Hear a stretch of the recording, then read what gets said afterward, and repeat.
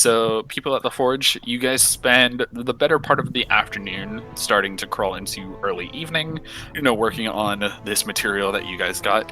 You guys learn that this is called the Onyx Blight material, that it has special properties against the undead. Specifically, you end up making the +1 shard of Onyx Blight. This weapon will still require about 8 hours worth of work, just finishing up the pommel, the guard, the handle, stuff like that. So it's not complete just yet, but you do not need an anvil to finish this up. Really and then Velt, Anvil actually ends up making you two different modules. One out of just common steel that he manages to find in the forge area that you guys are working, called the Ticklenator.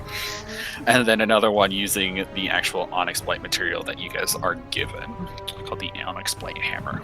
A brief description of the tavern again. It is filled from floor to ceiling with all different kinds of pirate and sailor memorabilia. There's anchors hanging from the walls. Even the tables seem to be made of large captain wheels almost. Some of the supports for the entire place look like they once were ship masts. So yeah, just all kinds of different pirate and sailor memorabilia all over the place.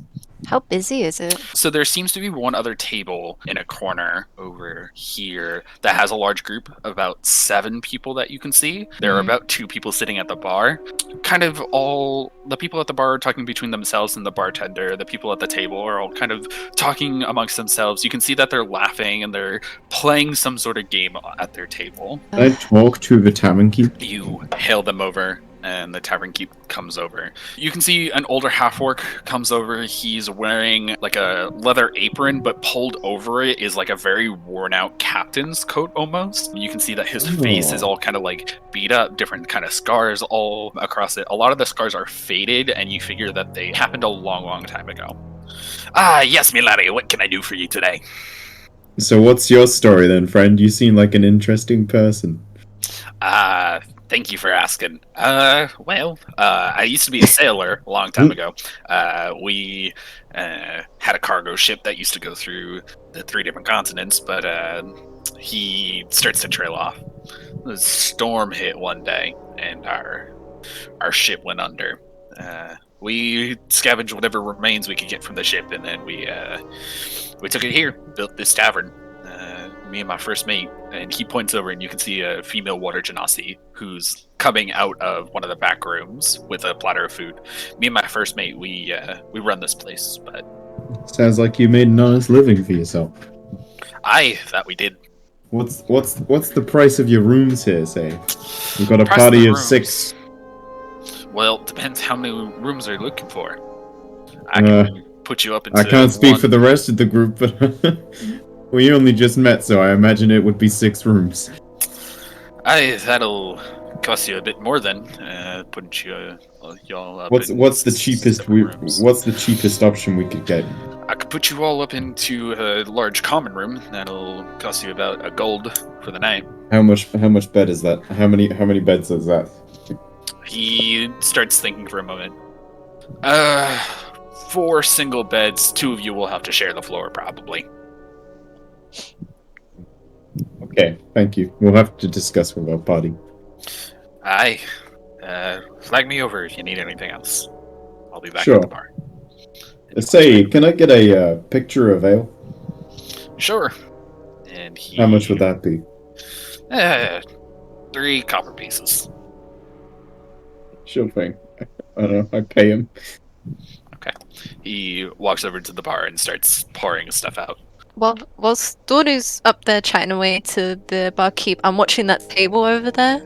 You can see that they are playing some kind of dice game. You can't really, from this distance and from what you're watching, you can't really get the sense of the rules or what they're playing just yet. Around the table, though, you can see a group of characters. You can see that the main person who's handling the betting and exchanging the money of the game and the actual dice rolling and stuff seems to be a pale human-skinned tiefling. You can see that there are 2 humans there. One has like a mess of like brown hair, another one has kind of dirty blondish hair. You can see a high elven woman with long brown hair pulled back into a ponytail. You can see two dwarfs sitting next to each other. One again has kind of messy brown hair, the other one has red hair and a long red beard, and then you can see a halfling snuggled up beside the red-haired dwarf. So no, the cheapest option is the common room, but some of us would have to share the floor. So I would rather wait for the whole party to get back before we decide. I see. I say as I swig the ale. I'm gonna go over and say hi and ask to join their game. You walk over, and the pale tiefling welcomes you in, whether it because of your gold or because you're a fellow tiefling. You're not entirely sure. He goes, yes, come. We're just finishing up our round of Saddle Up. It's a very old dwarvish game that I learned many years ago. Here, let me teach you the rules. And he lays out 7 different dice of all different shapes and sizes. So the dice are, the standard D&D dice: D4, D6, D8, D10, D12, D20, and D100. You bet at the very beginning of the game, and Saddle Up is a 2-player game. So you bet against each other, then you start rolling from the smallest dice all the way up to the largest dice. And you roll in rounds, essentially. So each person will roll a D4. Whoever gets the higher number on the D4 will win that round. And then after that round, you move up to the next largest number, such as the D6, and then you roll that again. The first person to win 4 rounds wins the entire pot. You bet at the beginning of the game, and you can also bet in between rounds if you want to. If you roll the highest number on that die, you roll with advantage on the next die. So if you're rolling a d4 and you get a 4, you can, instead of rolling 1d6, you roll 2d6. Which I'm in. I don't want to show my wealth this early. I'm gonna bet like 1 silver. The tiefling looks over at the table. Does anybody else want to join? If not, I'll show this newcomer up. And they all kind of let the tiefling go. You can see that the tiefling also puts a silver up.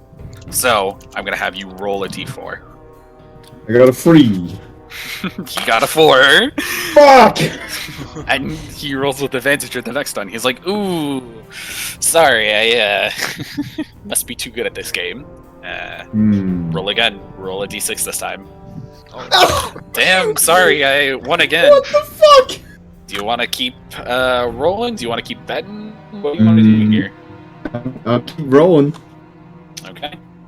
Ooh, looks like you won again. This is a close game now. 2 each.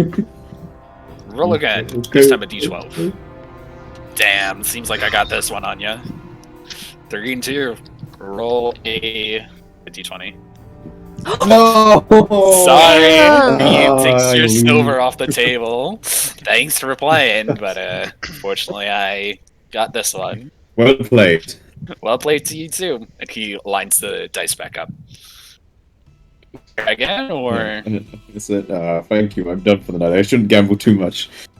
But here, have an ale on me, and I'm gonna ask for an ale from the barkeep. Give it to him. You're very kind. I'm gonna go back to the table and go, that man's a magic man. I don't trust him. I want to play. I'm gonna. Go on. I'm gonna. You go try. I'm gonna keep an eye on Salvia, please.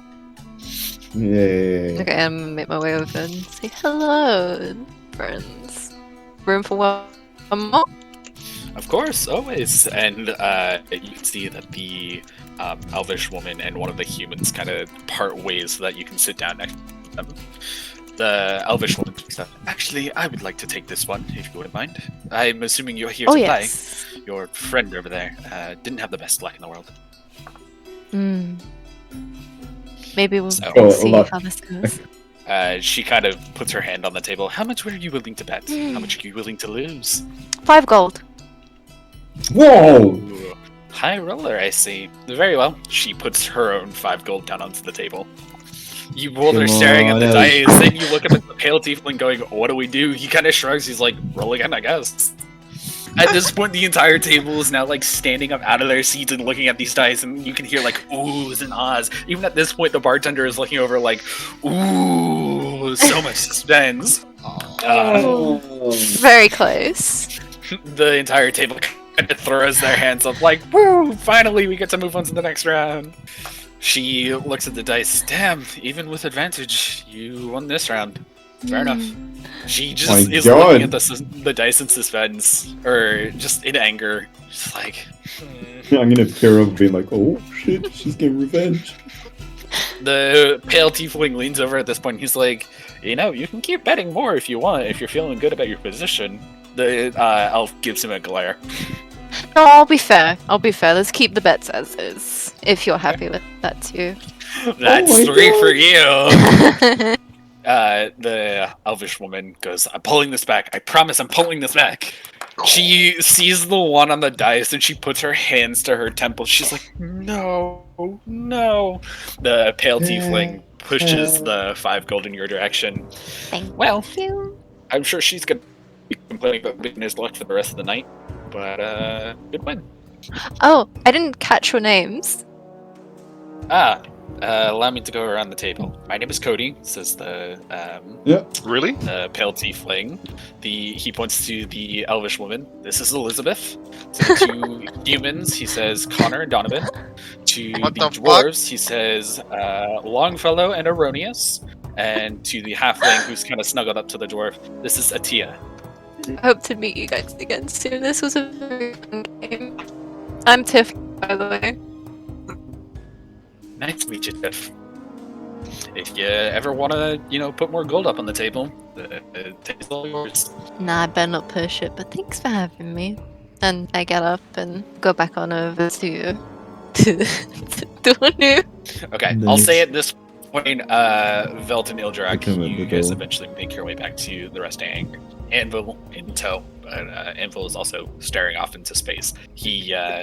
His juices are running low now that he spent a lot of time, crafting. He needs to recharge. They like him. walk up to the tavern. You guys can walk inside. Yeah. That was fantastic. Can't wait to test those out. Friends, Howdy. how was the blacksmith?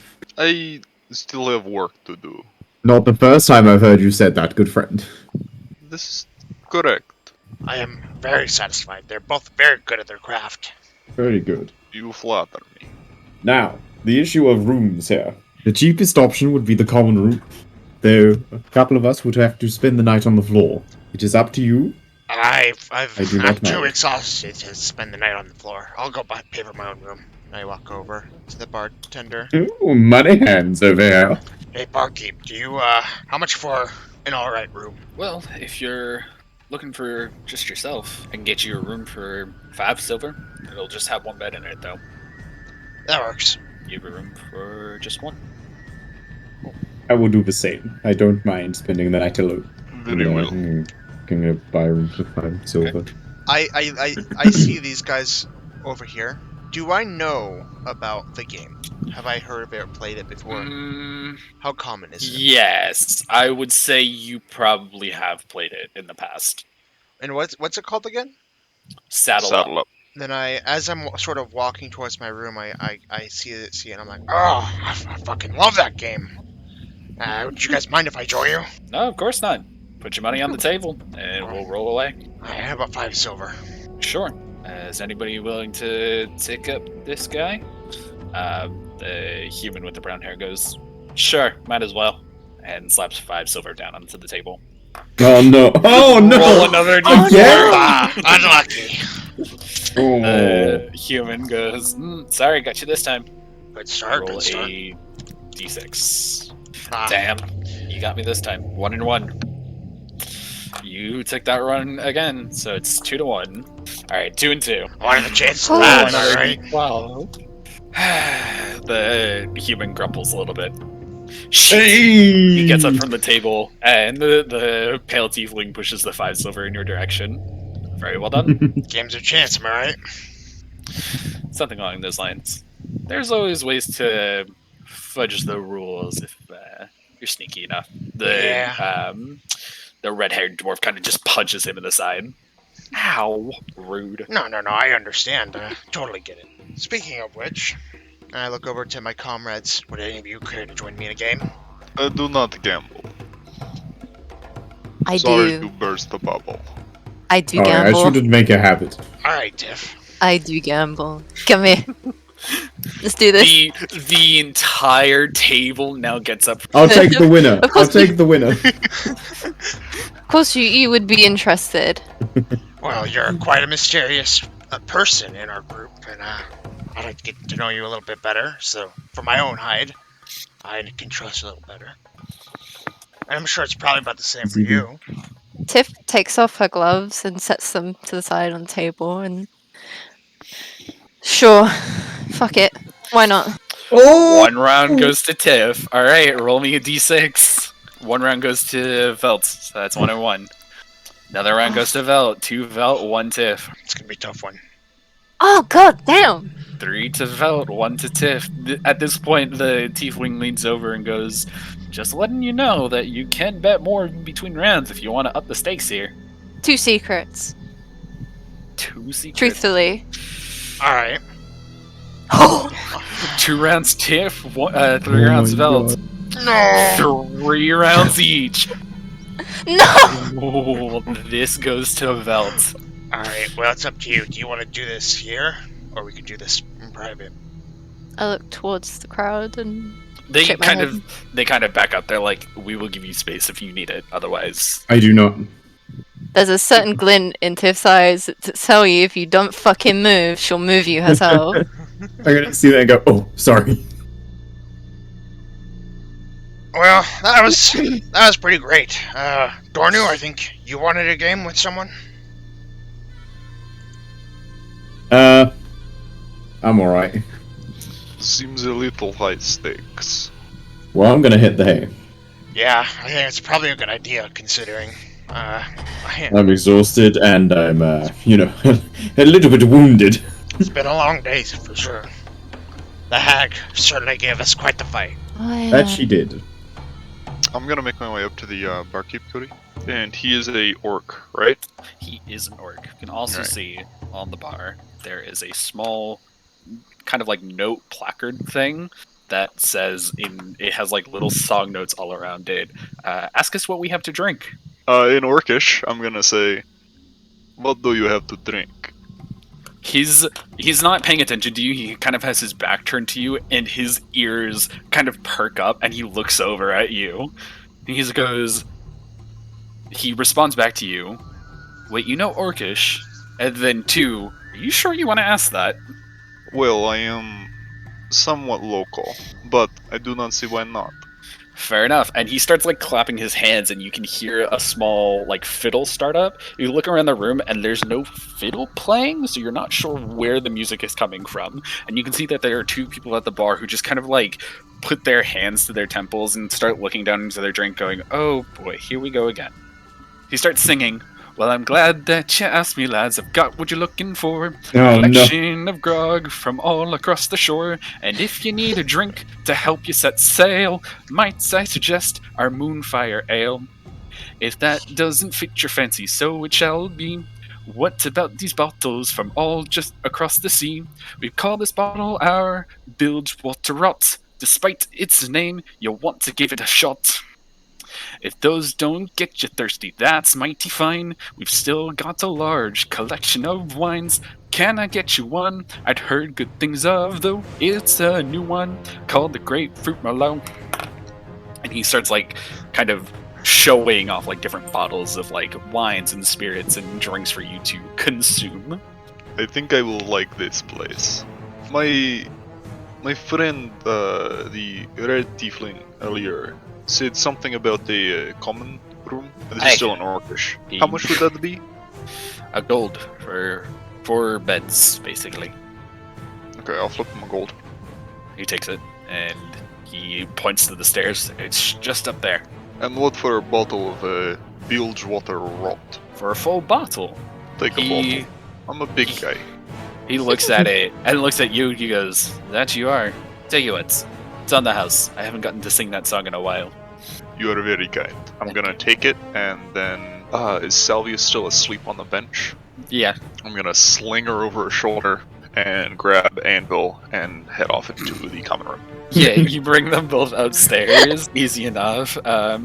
the top of the stairs opens up into like a large landing room, and the like common room, quote unquote, is tucked off into one corner, and then you can see that there are more rooms on the other side that have doors that actually close. On my way up, I'm gonna turn to Tiff. We have one more bed if you would like to stay in your little one. And he's gonna gesture his head at the sleeping Salvia over his shoulder. Tiff nods her head and gets up to follow behind them. Got enough of talking for one day. That seems reasonable. I would like to, in the later amounts of night, continue working on the dagger for an hour or two before going to sleep.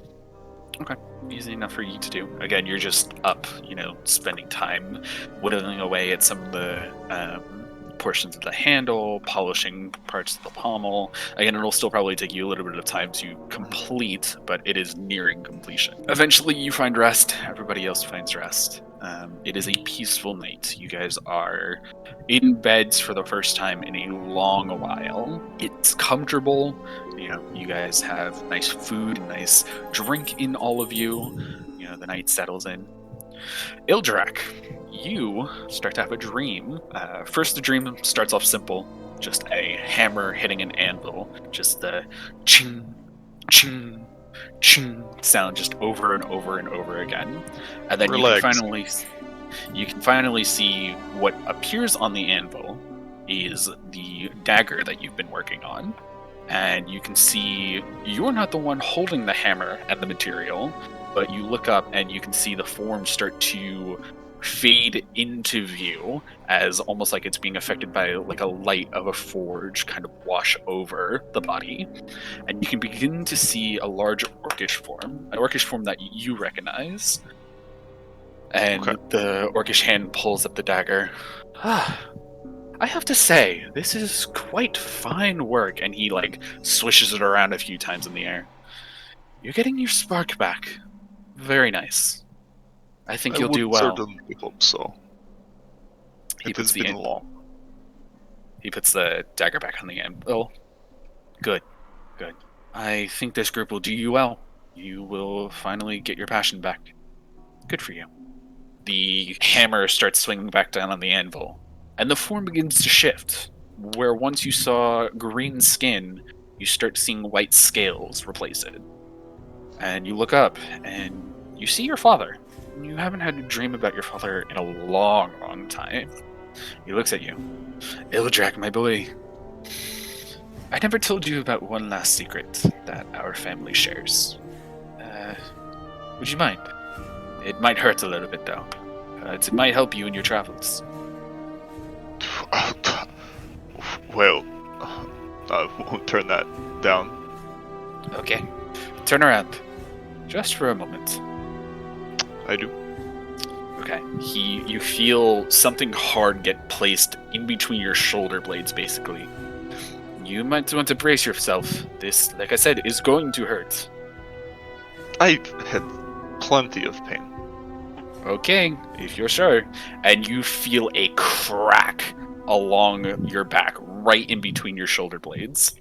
Tiff, you are sleeping soundly until you hear a roar appear from the bed next to you. You bolt upright, and you look over, and you can see Ildraak's body contorting in pain.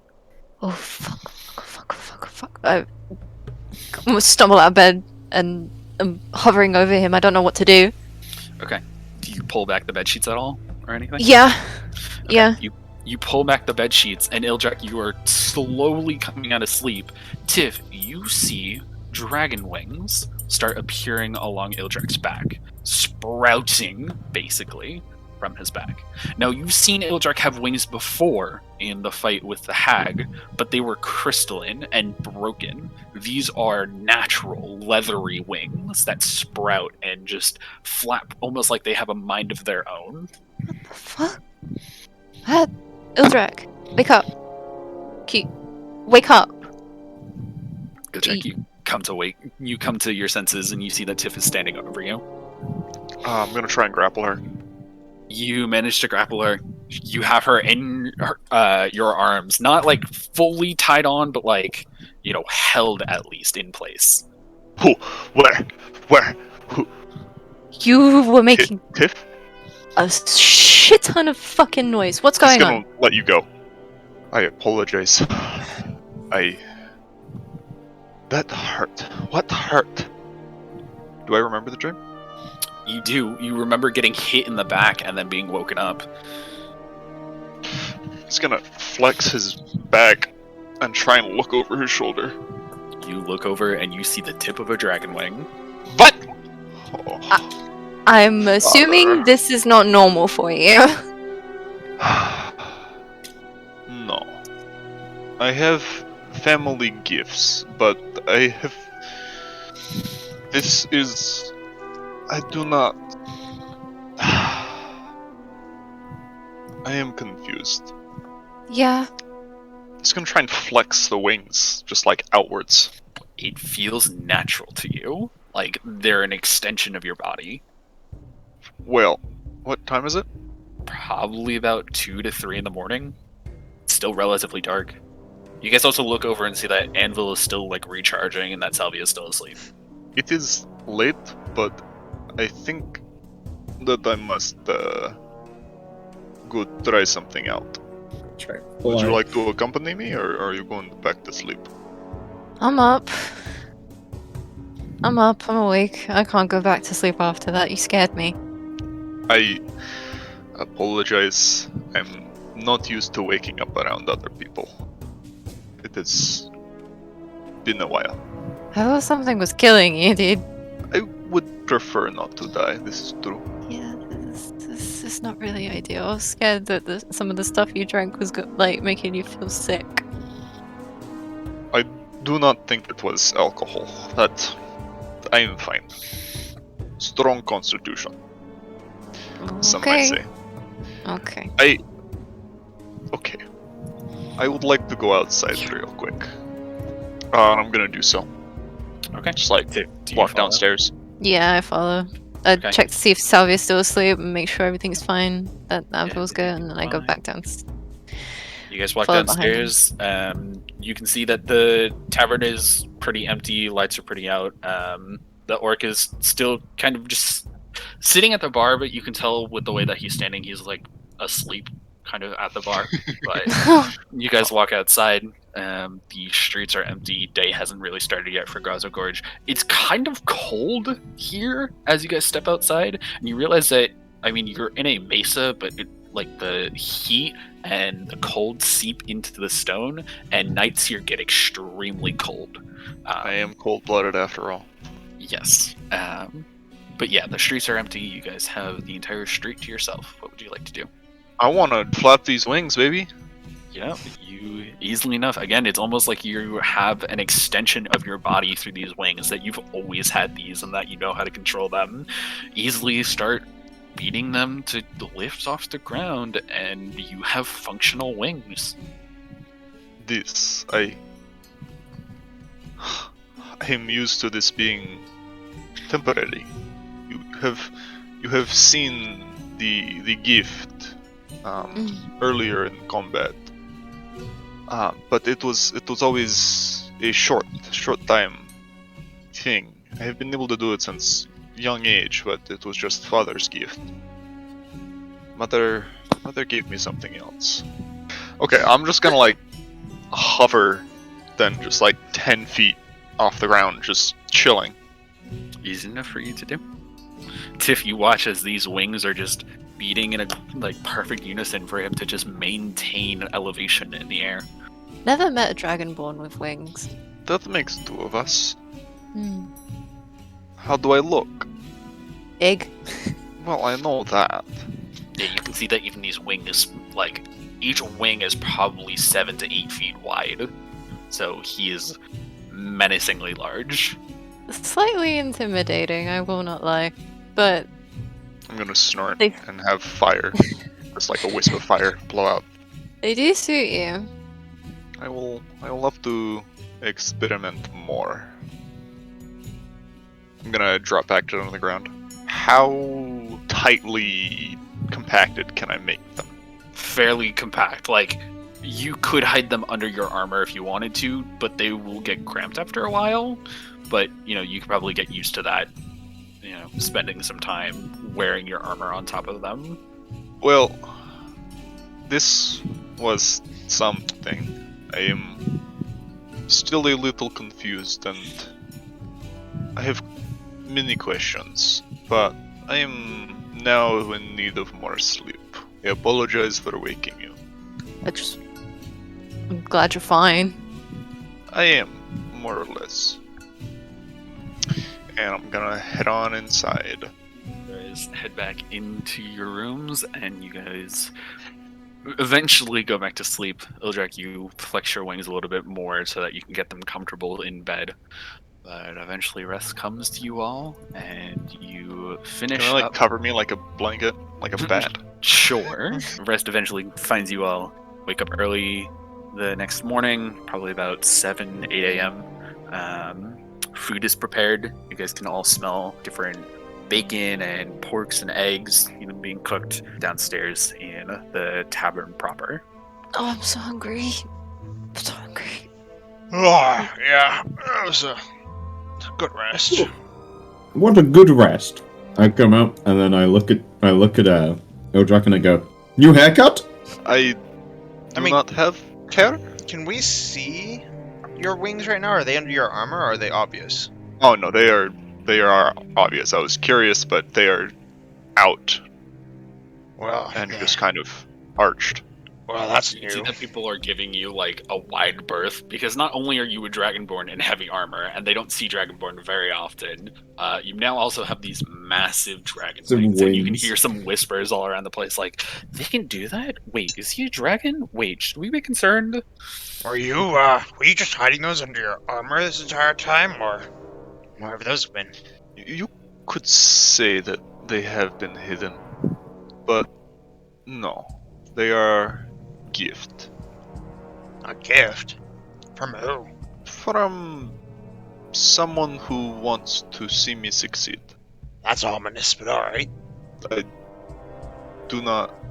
You confuse me. You confuse me. No, they I'm are a gift. I'm gonna look at him and go, interesting. I've always wanted a pair. They suit you, my friend. I'm gonna give him a massive pat on the back. Tiff's followed behind ever quietly she could, and approaches the bar. And is the barkeep? I'm assuming he's still chilling there. The barkeep Still- actually is not there. The He's not there? water genasi is. She's taking up the morning shift for him. Oh.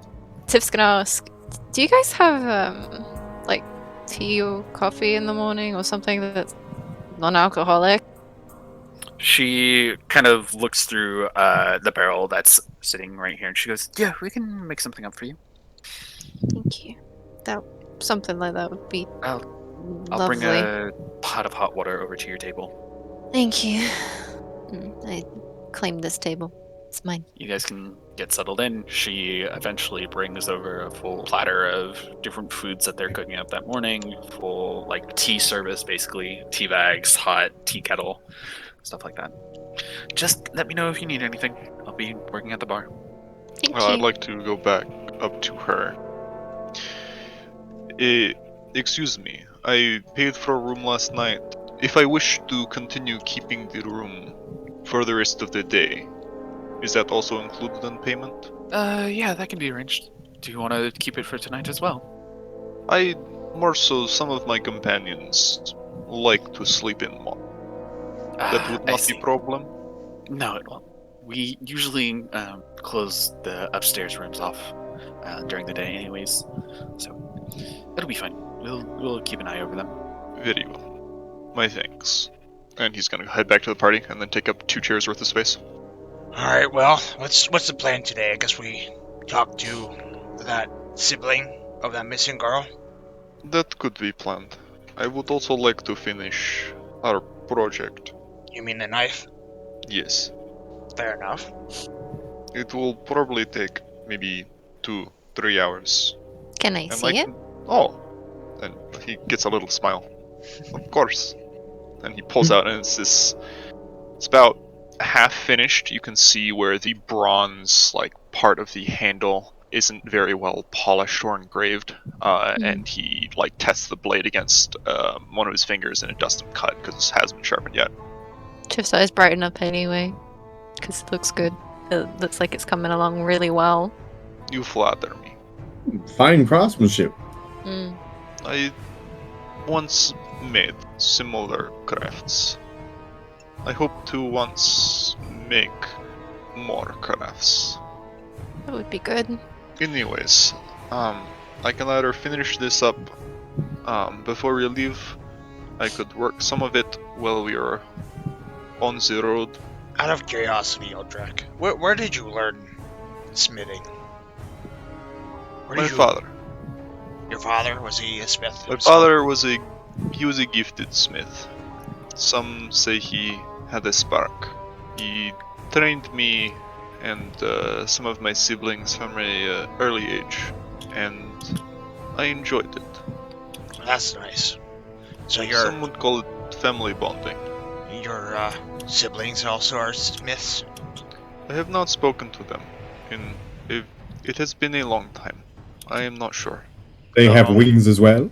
No, I believe I am the first.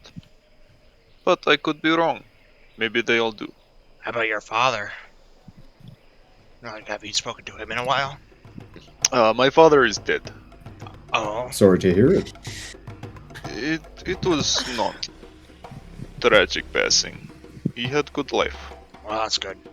I have not seen my siblings since we gave him his rights.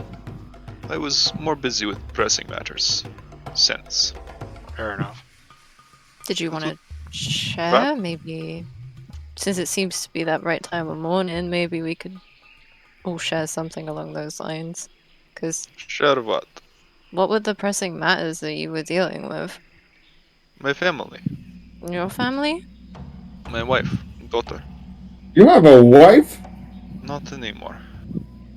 What about your daughter? Oh. That is the pressing matter. I see. Is she alive? Yes. And I wish to keep her that way. Is she in danger? No, but I must find her. I see. Were you with her when you died? No. Actually, No, I died entirely separately. we never Yes. actually really. You haven't mentioned how you died. How did you die? If you don't mind saying. I was fighting a large group of gnolls. I do not like gnolls. Hyena folk. They are. They pillage Annoying. and burn, Mm. steal and eat. They are plague. But I was helping a gnomish village against their gnolls with a newly acquired friend. During the fray, they took my sword, and he gestures to his longsword, and that I could not allow. It is last remnant of daughter. So I went at them. So the One. gnolls didn't have anything to do with your daughter? No, entirely separate. I went along with a friend. I do not know if any of you have met Elyon. No. He is halfling, about a third my size. Ferocious fighter. Not Fair her. enough. Mm. We went together. He would not let me go alone. And I died taking out a lot of them with me. I got my sword. Well, I would that's say it worked out. pretty honorable. Do you know what happened to your friend? No, I want to find out. Well, I hope that we can help you find your friend and your daughter. That would be preferable. I know where my daughter is, but I have to find it. Where? That is the question. So, What is the place called? do or you don't know? I both do and do not know where my daughter is located. Hmm. It's become suddenly very cryptic. I know that she is safe and learning our family craft. I have to find the location that she is learning. That is my quest. You have to understand. If there was easy answer, then I would have already. I would already be there. Yeah, I understand. There is little that will keep me from my daughter. Vale, any other questions? I don't think so, my friend. It's not really an interrogation. It's just, No. Well, I suppose a good question would be, do you have any questions for us? For me? For Velt? For Dornu? I must admit, I do not often think of questions. It's a good habit to get into. Where did you learn your exquisite range weaponry, Velt? I earned it on a job. I was guarding a caravan and they didn't have the gold or coin to pay me, so they gave me this weapon instead. And I've just been earning attachments to it as I go, or purchasing them in shops, and it's been really handy, and I've really enjoyed it. I do appreciate the man who cares about weapons. And you, Tiff? What are your weapons anything special? I'm crafting dagger for you, but what made you like daggers? Tip smiles a little bit. My aunt, she's my hero. I look up to her quite a bit. She taught me all sorts of things. All sorts of... What's her name? Aelith? Aelith. That's... I used to know an Aelith, actually, myself. She was a Really? Yeah, she was a very strong character. She helped me with one of my jobs a while ago, a couple of years ago. Is that how you met Salvia? On that same... It was, actually. Because I remember that. That group and we stuck around a bit together and did a couple other jobs around in that town that we had originally done, and then we parted ways. Do you know... And Tiff ponders for a second. Maybe longer than a second, maybe a minute. I think I've heard of you. That's unlikely. No. What have you heard? He gets suddenly very nervous at that statement. My auntie, she used to write home to me and to my family, and she had told me about a specific job. I think she mentioned something about this guy she pickpocketed when he was drunk. Pickpocket. Or Well, either drunk or asleep. I'm I'm trying to remember. I don't think I was ever pickpocketed, so that's unlikely that it was me. I don't get pickpocketed very easily. No, but I do remember stories like those of her adventures, and I think I need to find her. Maybe she'll know something that I don't, but...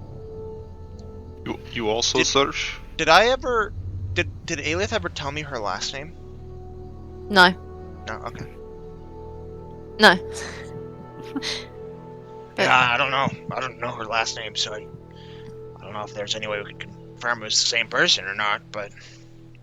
Tall lady, blonde. Elf. Well, Pretty. all but one of those fits her description. I'm just Saying kidding. my aunt isn't I'm pretty. just kidding. It was fun to tease her, okay? She gave such great reactions. I don't remember where she last sent me a letter from. If I did, I'd know where to go. But onto more pressing matters. It seems like we have someone who's missing. This is true, So- yeah. We probably should get going soon. Dornu, did you have anything you wanted to talk about? I don't think so. I didn't have anything to get back to. I'm just pleased to be here in a new space with friends. Speaking about friends, did you you said you got killed by a group of thugs, right? What? How did you? Insight check. Maybe we should get. I think we check. should leave now. Yes, I think we should. Okay, you can see that Dornu is visibly sweating now. Right, yeah, of course. Listen. You don't have to go into the details of it. But I'm gonna burst out and say, "Fine, you've got me." Look. Now, before this story, you need a bit of a background. My father has never been proud of me. Now, I wanted to prove to him that I could be worth something, so I bought this set of armor and a sword, and I went to face this band of thugs I knew about. I walked down the street, and since you know, I'm not exactly built for this armor, I tripped on a pebble,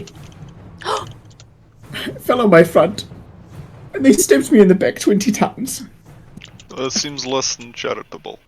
bunch of I'm fucking gonna cry. cowards. I'm gonna start crying. Oh dear. Dornu, calm down. Oh, mummy, It's okay. where are you? It's okay. We can Gonna find hand the her some mother. tissues. I Listen, hope to find that band of gangs again and show them my true skills. I'm You sure know, bear in mind, look out for them. bear in mind, Dornu was, not the strongest man. He do got that he do got that classical training, you know. if you can find out where they are, maybe we'll pay a little visit. I would imagine No. they're still in my hometown. Although killing a noble, I would hope they would run away. Well, Though I'm not sure Daddy would even send anyone to get me.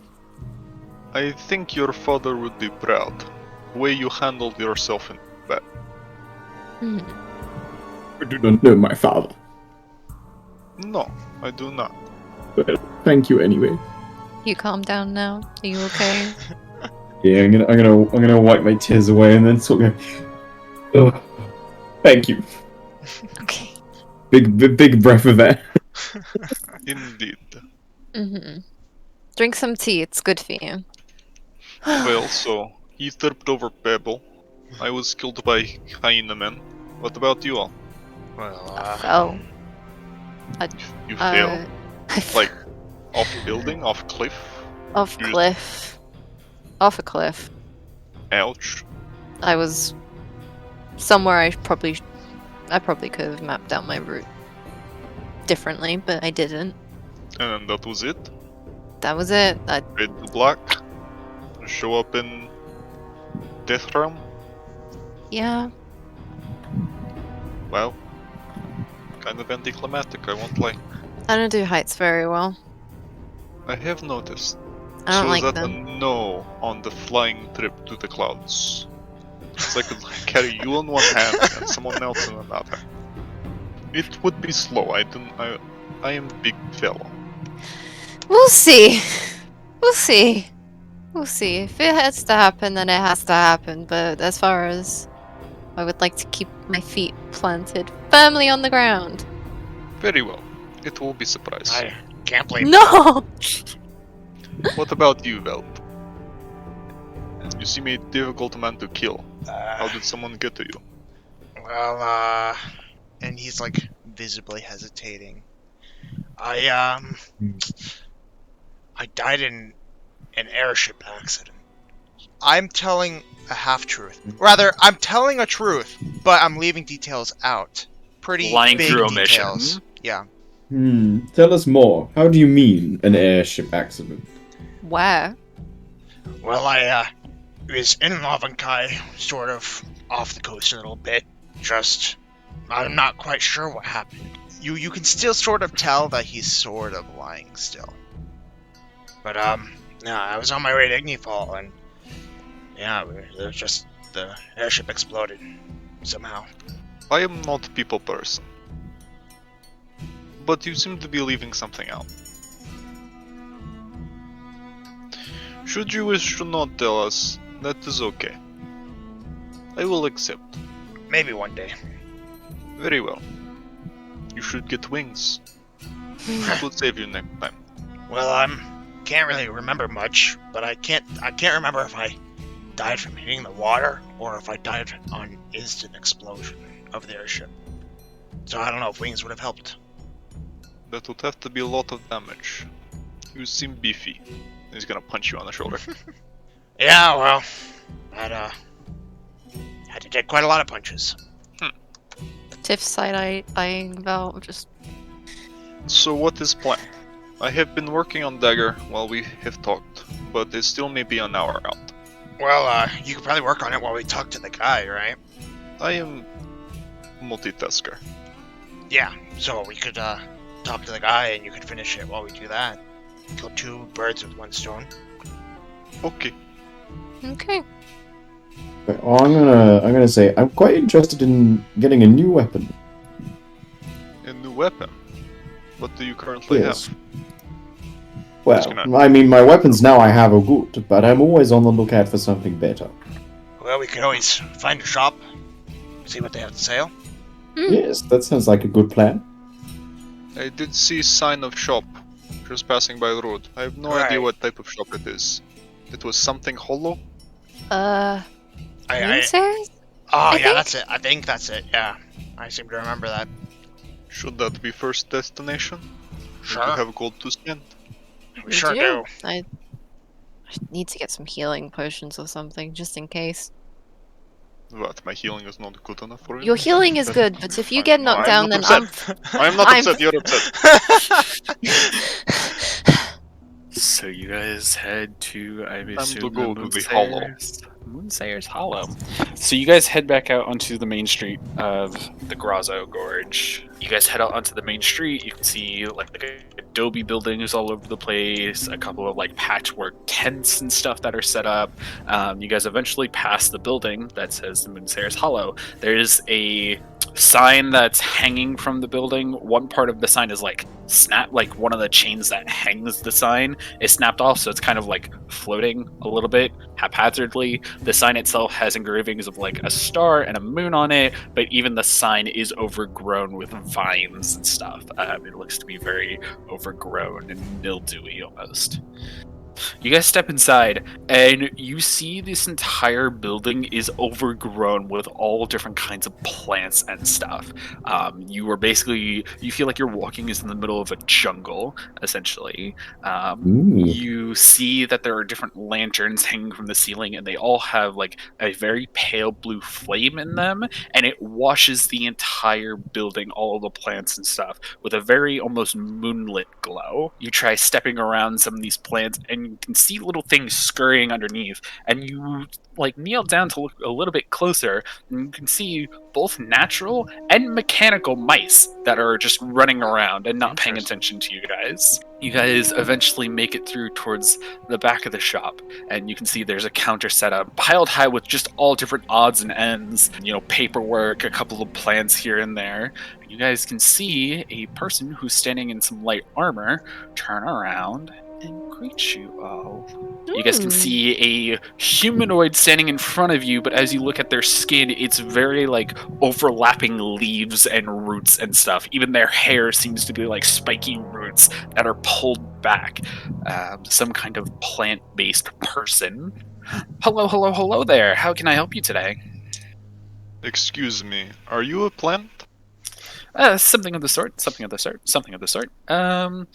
My people are called the Rootborn. We are plant-like individuals, yes. I breathe fire, is that no problem? It will be. I have an entire shop worth of plants here. I would like to not see them burn down. Just checking. Please, What do you be sell? careful. Quite a number of things. What are you looking for? That's a great question. What are we looking for? I'm just curious what you have. Maybe anything for my gun or any other unique weapons you might have? Weapons? I have... He looks over and he pulls something off the counter, and he hands it all to you.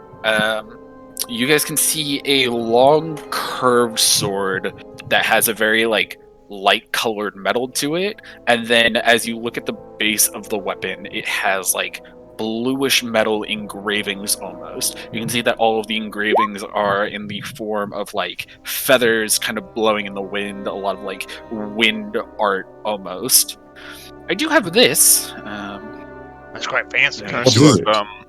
what the craftsmanship is, what metal it is? You can tell that it's fairly well made, and you can tell looking over this that it does have some kind of magical property to it. You can't tell what the magical property is, but you know that the blue metal inscribed into it gives it some kind of property.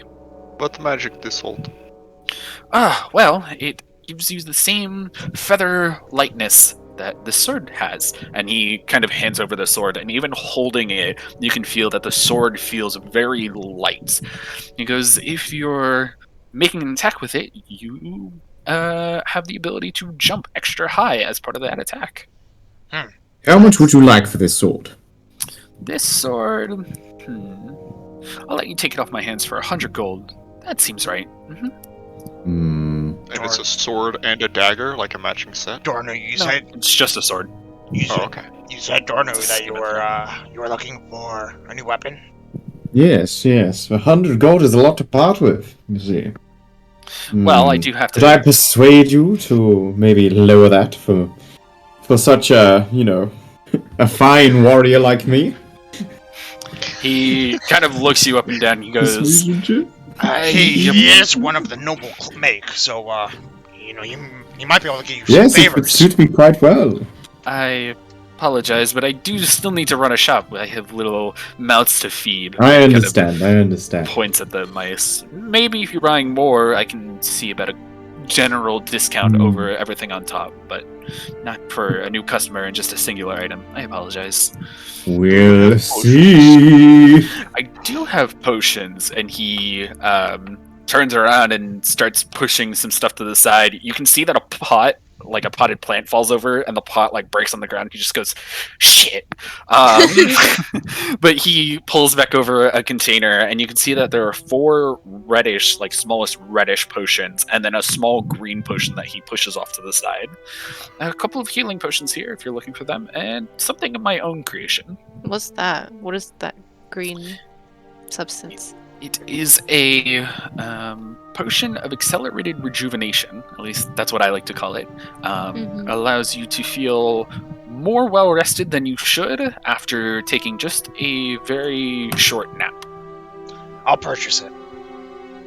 That will run you 125 gold. Never mind. So, if we were to buy all 4 potions, would you do discount? We could discuss it, sure. With the sword. But it's up to you, my friends. Are we wanting to buy some healing potions? If you don't want the sword, I'll buy it. I want the sword. So, I also didn't catch your name, friend. What's your name? Cathandriel.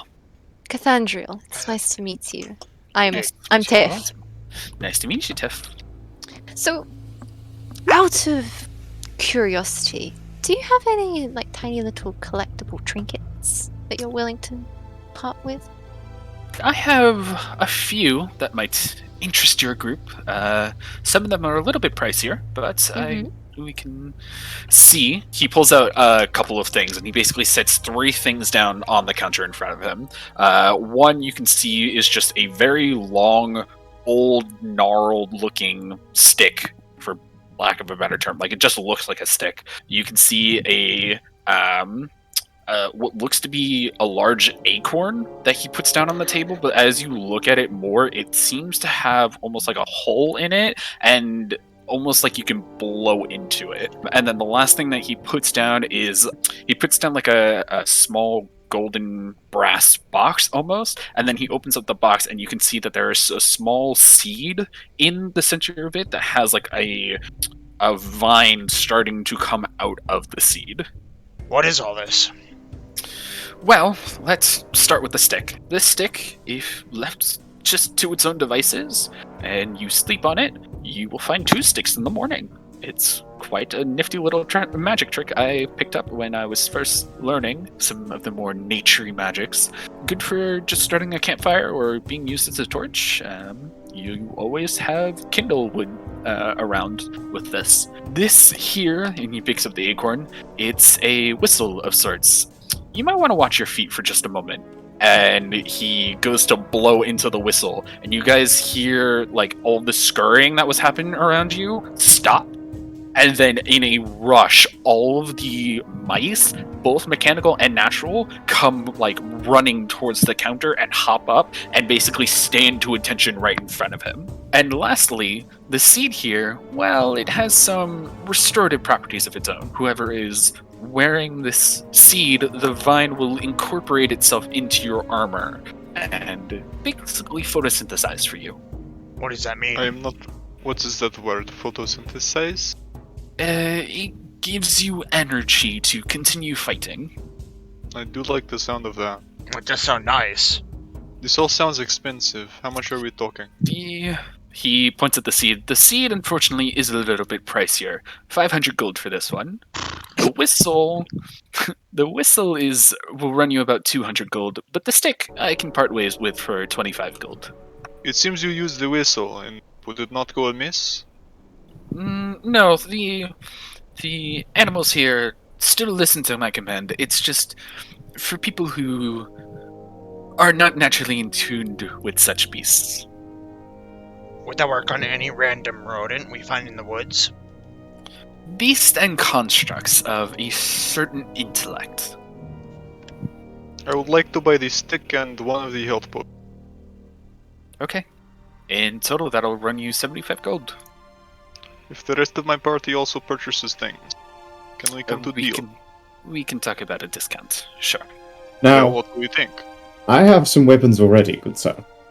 If I were to trade you one of these weapons, would you be willing to let me have the sword for a lower price? Potentially, yes. It depends on the make and quality of said sword. I'm gonna show my weapons to Evandro. Ask him which one ever picks his fancy. Well, depends. Which one are you willing to part ways with? We can discuss deals after that. I would be willing to part with the trident or the spear. He looks over the trident. This one might do nicely. And how much of a discount would you give me? If he does this trade, I will purchase a healing potion as well. Tell you what. We'll group all of your purchases into one, and I will take this halberd off your hand, and I will cut 20% off the top. Does that sound good? 20%! Now that is outrageous, my friend. I can't go any lower. Again, I still Yes, you have... can, my friend. I cannot. My good friend, could I push you to 25? And I give him a big beaming smile. You drive a hard bargain. Tell me how much you're willing to purchase, and then I'll think about it. How much we're willing to purchase? Well, It would be the stick, a health potion for me, the sword, a health potion for our dark-haired friend here, and Tiff, were you interested? How many potions would I you buy? need a healing potion just in case of emergencies. So then 3 potions, the stick and the sword. would that be good for you, good sir? It would. Hell, we'll round it up to 210. It would certainly keep my little micey friends fed for a while. Sure. Your 210. your mice. Hmm? What do they eat? Oh, the natural ones eat little mites and bugs, the mechanical ones, a couple of nuts and bolts that I have loose around the shop. Yeah. If we help you with feeding your mice and like bringing trinkets, bits and bobs here and there when we're in town, would that also perhaps build a good budding relationship of customer and seller? Would that also Perhaps be for future. for the future? Not for nothing, you guys are already getting quite the discount off of me, and you are just new customers. Yes, if I have future products and you come back and you have fun little trinkets to give me, we can discuss stuff later. But for now, yeah, this is all I can do. Dandriel, I have a Yeah, question for sure. you.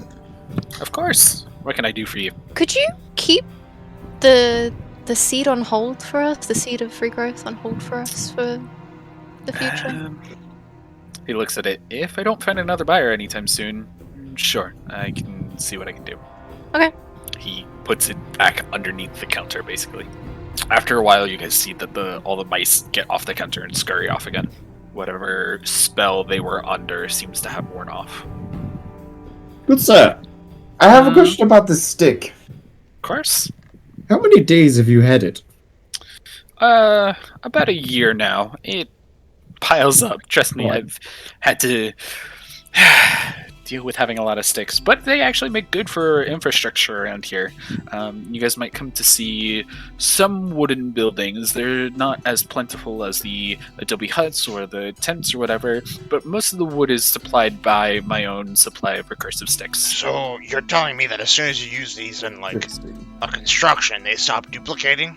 Well, you can dispel the magic on them, yes, Oh, so that they I just see. become normal wood. Gotcha. Ah, interesting.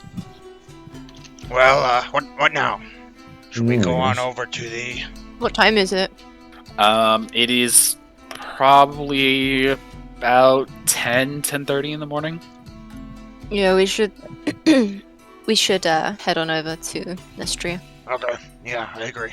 I'm gonna keep polishing the dagger. It's getting pretty close to done. You guys head back over to the Church of Dornu. It's a very well-polished stone building that kind of stands out in the Grauzo Gorge. And you guys step inside. You guys can see Nestria talking to someone. I'm going to show you guys two images. So you guys see Nestria, and then you can see what appears to be, and Tiff, you would know this specifically, a sun elf that she's talking to.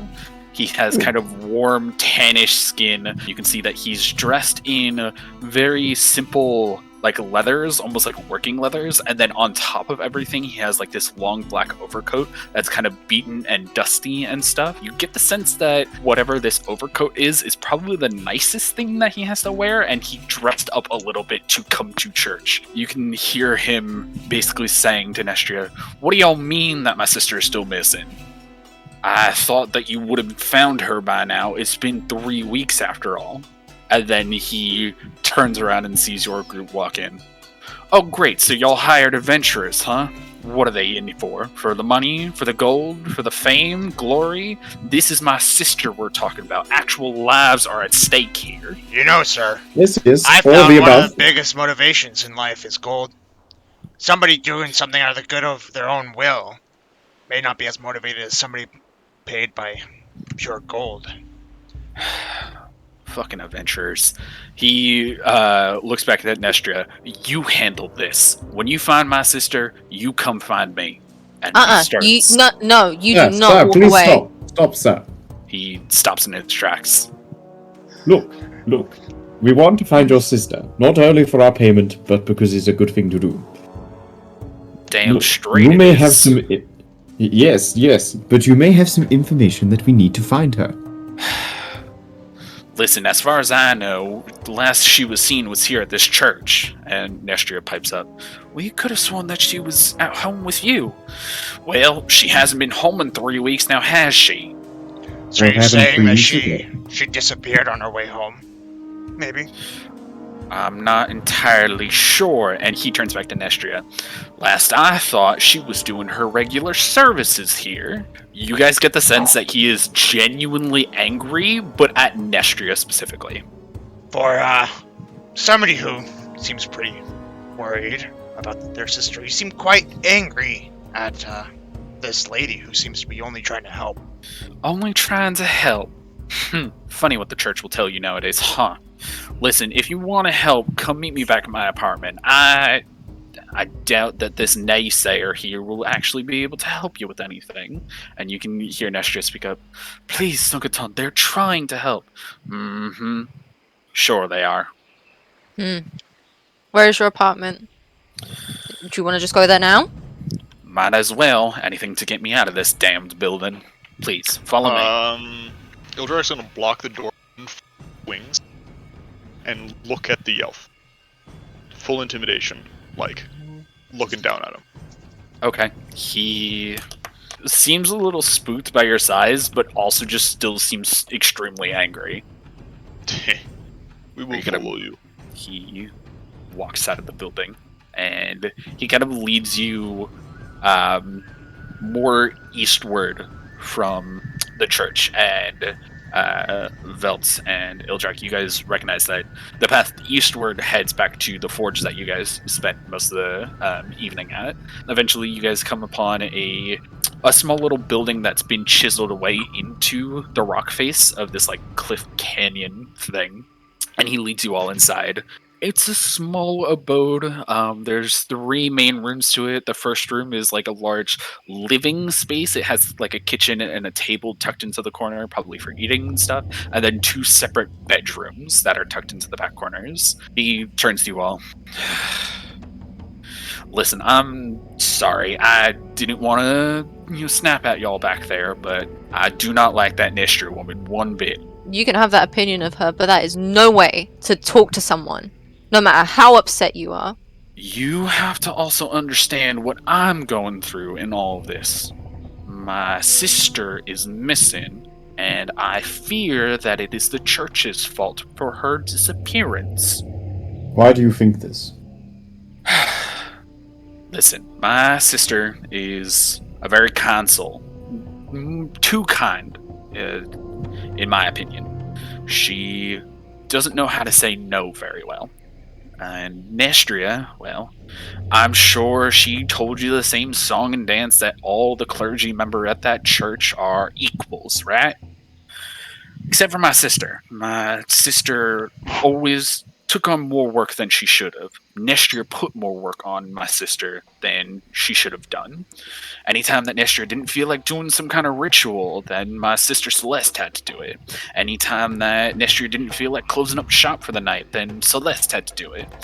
Again, Nestria says that they're all equal and she only happens to hold the key, but really, in my opinion, in my view, Nestria is the whole one that runs the damn place. And sometimes to the detriment of my sister. There have been a number of times that my sister hasn't come home that night until 2-3 o'clock in the morning, and not that I distrust the people of this town, as Celeste has told me many a times that the people she's met have been very kind to her, and they all know she's a kind soul, but it does make a brother weary when you don't see your sister until 2-3 in the morning. She's gone on missionary trips before with the church, but usually she's told me ahead of time when she would be heading out of town for a few days or a week or whatever. This time was different. She didn't let me know. So my guess is that Nestria was supposed to go on a missionary trip, but didn't feel like it. So she made Celeste go for her instead, which would be why Celeste didn't send me any notification that she was heading out of town because it was so sudden. So as you can see, I'm not very fond of that Nestria woman. Do you know anything about this missionary trip? No, again, I haven't heard word from Celeste in about 3 weeks she's been missing. Again, usually she's never been gone this long. Does your sister have any enemies that you know of? Not that I can think of, unless, enemies of the church, but, I would never think that anyone of this town would be stupid enough to attack the church like that so blatantly. And what about you? Would anyone want to get to you through her? I deal with some tougher folk in town, but mostly just because we work in mines. I don't have any outright enemies, anyone who would see me harm, but maybe playful prank or something from my worker or from the people that I work with or something like that, but no, not outright enemies like that. Okay. Would you mind if we took a look around her room for some clues or anything with the sort? Feel free. I mean, listen, again, I do have my mistrust of adventurers, but if you are true about wanting to find my sister, then all the more power to you. I can only ask that you help. And he, leads you to the back room that's, designated as hers. Do I hear anything with the marks at the fade? You do hear some of the surface level fears of Sunkaton. You hear, where's my sister? What happened to her? Are these people actually going to find her? Did I hear anything of that around Nestria? No, nothing that caught your attention. Tiff, as you are looking around this room, you can see that the room is, for the most part, neatly put together, like it was made before Celeste left. There is nothing out of the ordinary that, like no clothes are thrown about, or no, suitcase or anything, or whatever the equivalent would be. No, bag was put together as if she was going on a trip somewhere. You do eventually find her a small, leather-bound journal that she keeps tucked away. in like a bedside table, and you start reading it, and a lot of the stuff is either in Common or Elvish, just speaking about the events of her day, different rituals that she had to perform, different ceremonies, different people that she's met. And then you start seeing things that look a little bit like chicken scratch almost, different symbols that you don't seem to recognize. There is Elvish symbols that are breaking it up, but it's hard for you to decipher. Have you guys found anything? Did you want to come take a look at this? I can't read this. It's weird. Here, let me look. Sure, I'll have a look. And, try Okay. and read these runes. Dornu, Go you on. do not recognize any of these runes. Velt, you recognize Dwarvish runes mixed into this. So it's a Ooh. mixture of Dwarvish and Elvish runes. You guys see? Is the brother in the room with us still? Yeah, he's kind of just standing at the door, and he's like looking. Did you guys find something? Can you read this? And I point to the script. He looks it over. I can see some Elvish runes in here, but I don't recognize what this other stuff is. Hey. She There's, rats like this? Out of character? These are dwarvish runes in here. I've learned this from some of my time with colleagues. Tiff and Velt are working together to transcribe this out. I don't think she went on a pilgrimage. Cody, being a Not to local of the us. continent, do I know anything about the gods that are worshipped around here?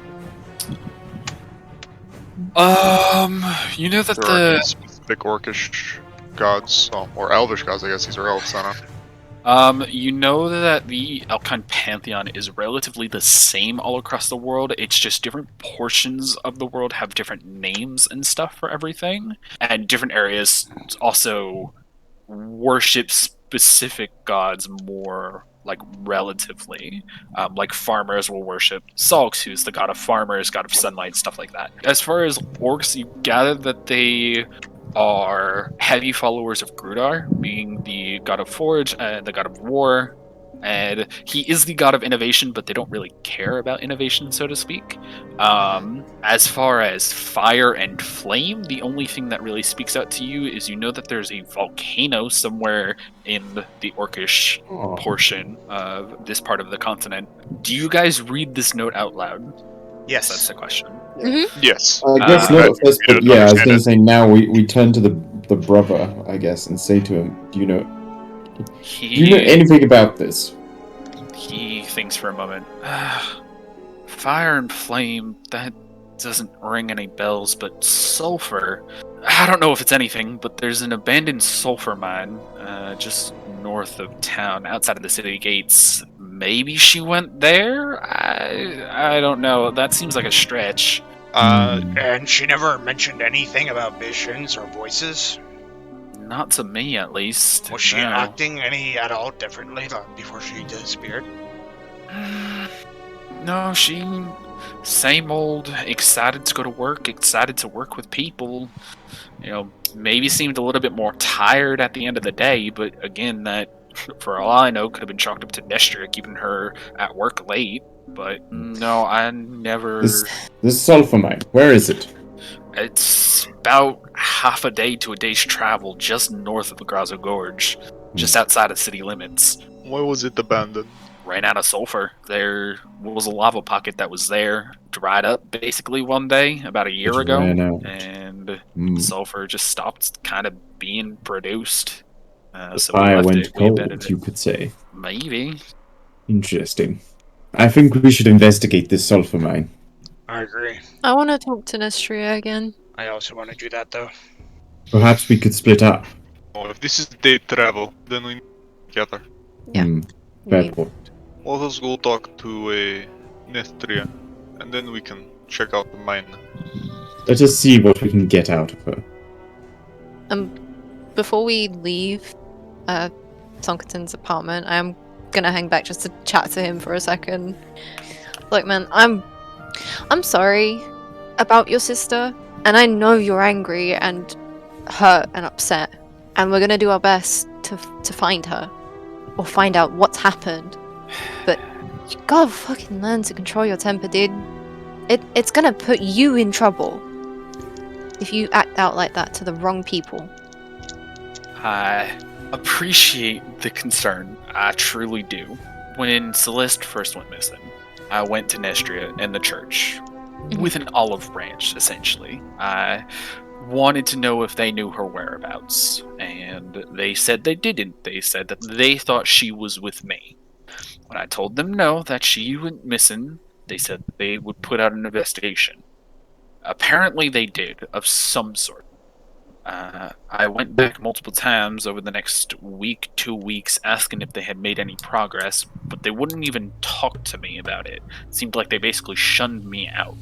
And, even the new people that came in, whether they be community members or clergy members, it seemed like there was an unspoken rule. Don't talk to Sunkaton, avoid him at all costs. So, I don't know. I'm worried. You see, I want my sister back, and I don't mind the church. I don't mind religion. I just, I knew from a very young age that my sister was going to be a cleric, so I did everything in my power to, help her in her ways.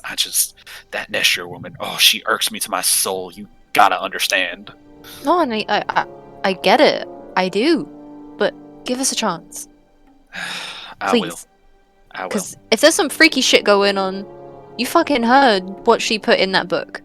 That's not right. There's something going on. And certainly say that again.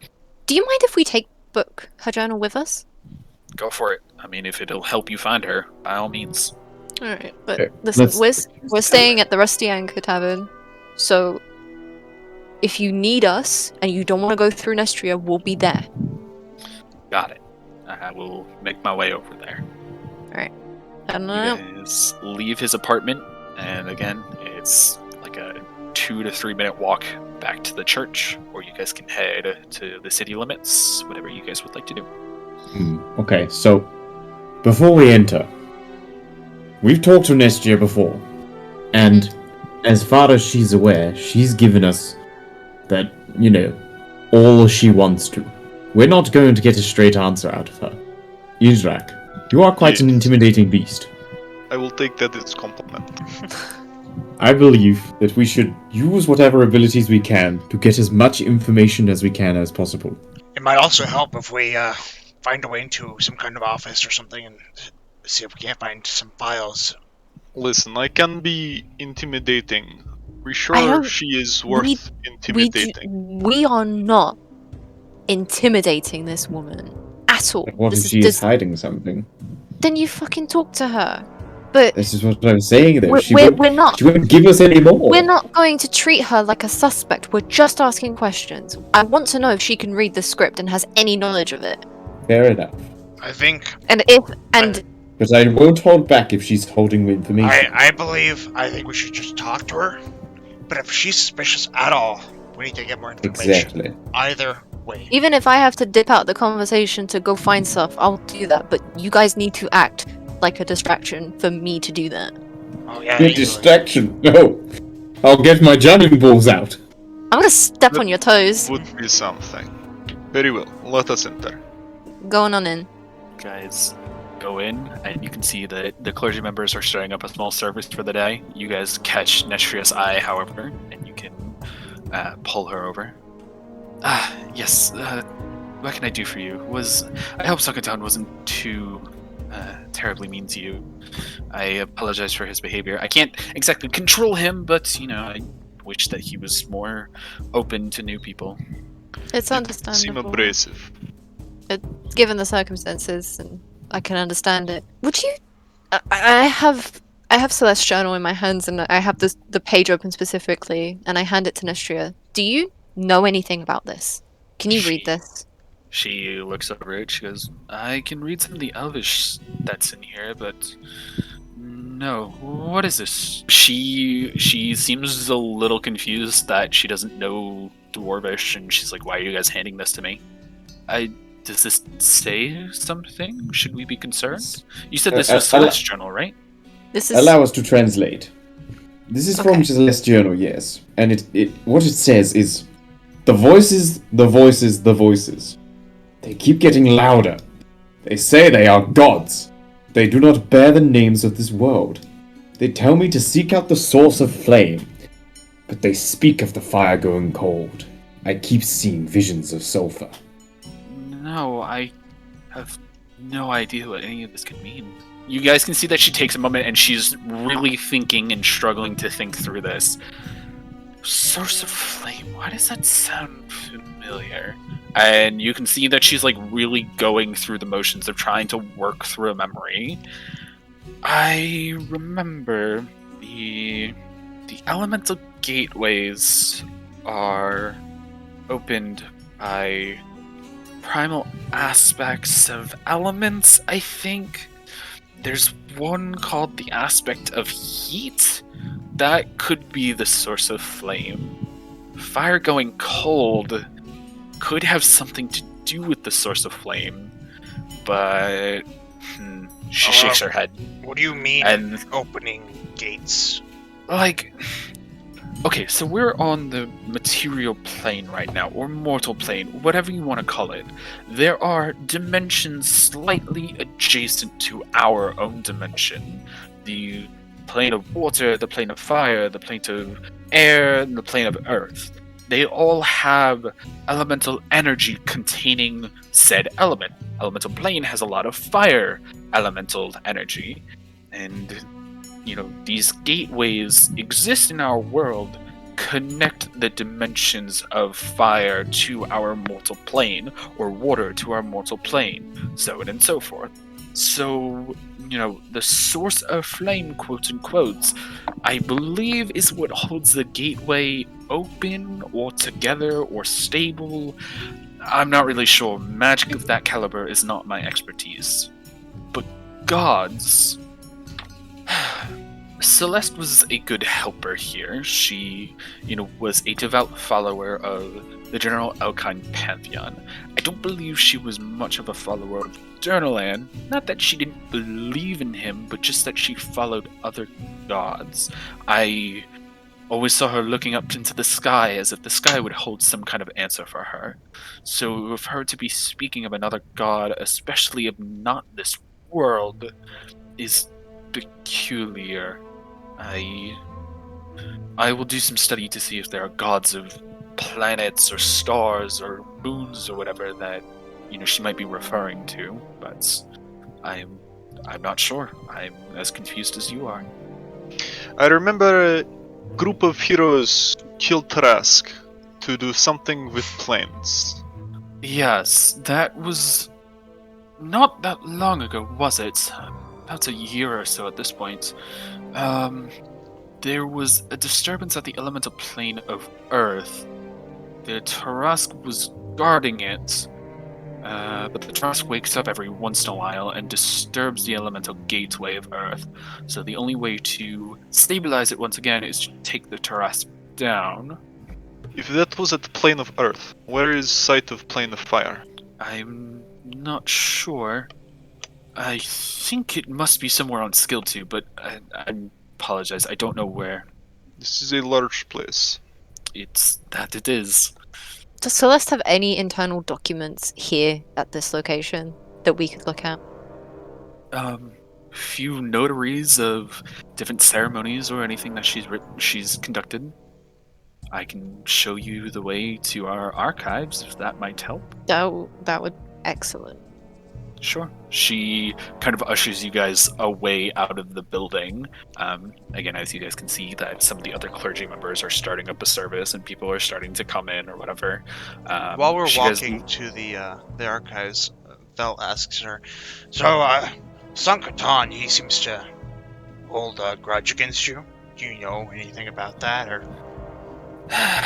We have never quite seen eye to eye. I always assumed that it was just because he was worried about me taking his baby sister away from him or whatever, and I thought he was taking on the role of an overbearing parent. I don't know much about their familiar situation, but I know the two of them are very close, so I always just took it as that and never took much of a hard feeling from it, but it again is sad that he did not open up more to me. I do wish him well, for what it is worth. Velt, you can tell that she's hiding something. Tiff and Ildraak, she is very hard to read. Tell me more about this confrontation. She looks at you and gives a very, stern and confused look. Come Whatever on, do you there mean? very clearly was one. Verbal or physical, it definitely happened. You have no idea what you're talking about as she continues walking. Can I use Spirits of the Fallen on her? You concentrate for a moment, you close your eyes, you open your eyes, and that same bluish tint that you originally saw when entering the mortal plane washes over everything. And you can see all of your party members have very. You can see through their souls, and you can see that their souls have very like greenish lights emitting off of them. But you can see that Nestria's is green for the most part, but is starting to spark that like a blackish reddish center. Okay. I'm gonna push it. Part of us, I'm gonna look her dead in the eye, I'm just gonna say, part of us finding this girl who's missing is that you need to be truthful and you need to answer questions. Otherwise, we can't find her. And if we can't find her and something is wrong, it falls upon you and your responsibility.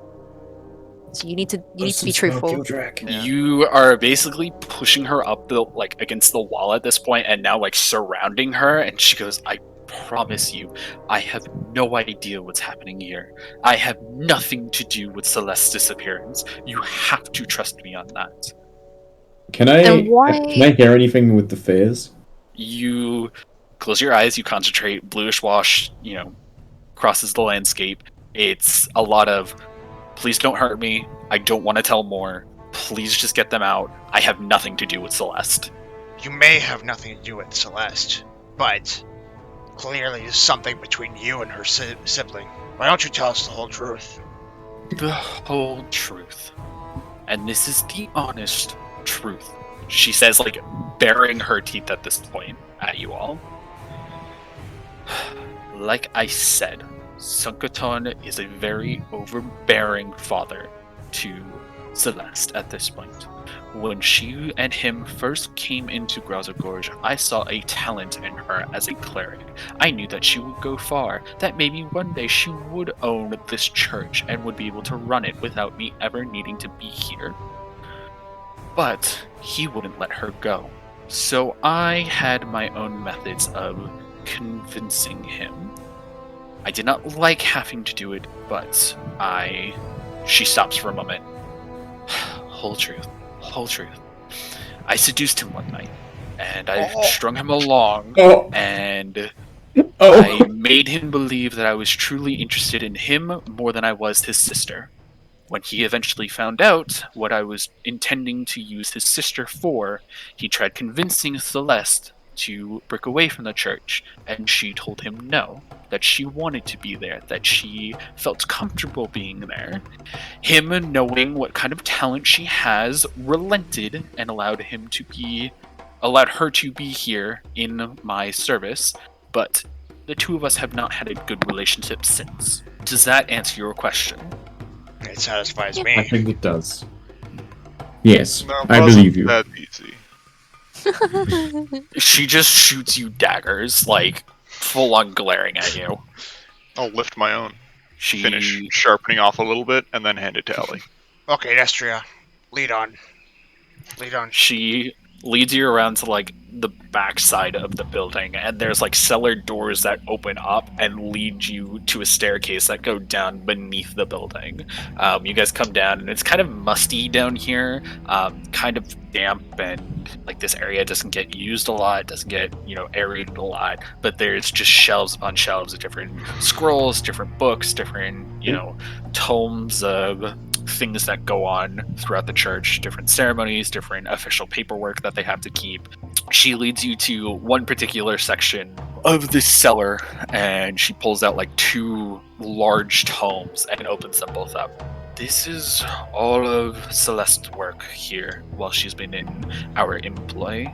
Like I said, there's been a lot of ceremonies that she's overseen, a lot of rituals that she's conducted, services that she's handled, times that she's closed up.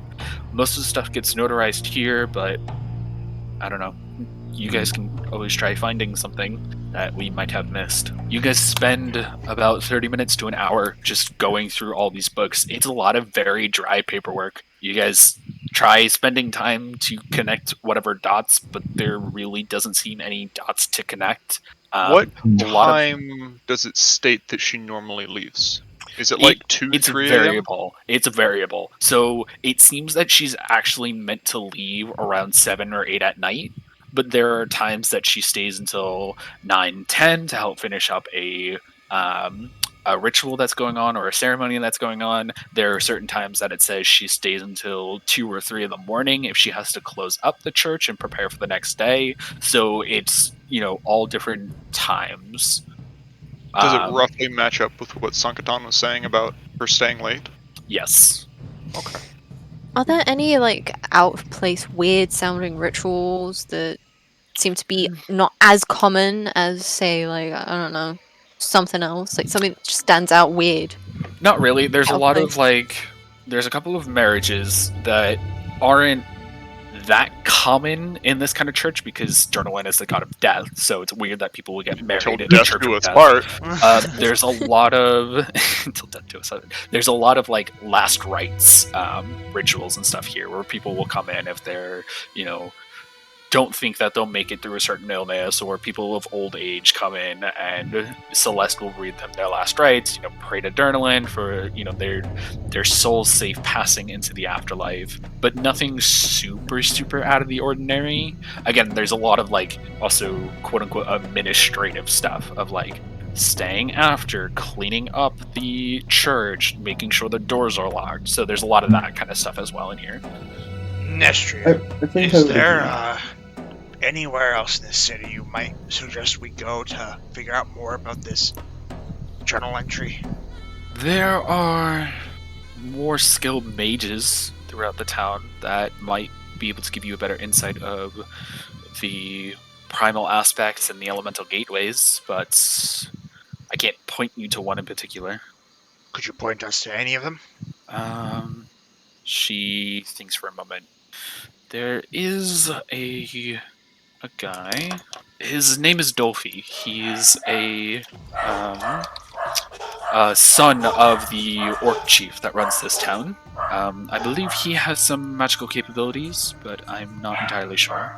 Alright, well, we could possibly go talk to him, or we could just head on Where over does to he this live? mine. What part of town does this live? There is, in the center of town, there's a large coliseum. Him and the orc chief both reside in one of the larger war tents, essentially, just outside of the coliseum. This Colosseum, it has fights? Occasionally, she thinks for a moment. I believe they're actually setting up for a fight soon. Should be happening either later this week or early next week. Interesting. Fine. Very well. We thank you for your time and for your honesty. She huffs a bit. I was certainly more honest than I wanted to be, she says through a gritted smile. Honesty's the best policy. I think you will find this a favorable trait. I know, She says nothing more. What Nestria, man? you know, it's nothing desirable what you did, but life goes on. And you should look into marriage, which is very fulfilling. Alright, let's go. You guys are pointed in the direction of the Central Coliseum. You guys walk over there, and even from about half a mile to a mile away, you guys can see this giant Coliseum that reaches up probably 100, nearly 200 feet tall. It is an astounding building, all different kinds of polished stones and whatnot. It looks like there's a lot of pride that gets put into this almost Roman Colosseum. It looks like very high architecture for this place. There are different kinds of larger patchwork tents set up around. Some of them are flying different kinds of banners or whatever. You can see there are a couple of tents set up that seem to be almost sign-up tents, so to speak. There's a small line at some of the tents, and people are sitting inside of the tents with writing utensils and are marking things down as different groups of warriors or whatever are lining up. You can see that one of the tents is a little bit larger than the rest. It's made out of very fine silk. It's not patchwork like all of the others, and it also has these long flowing banners attached to it.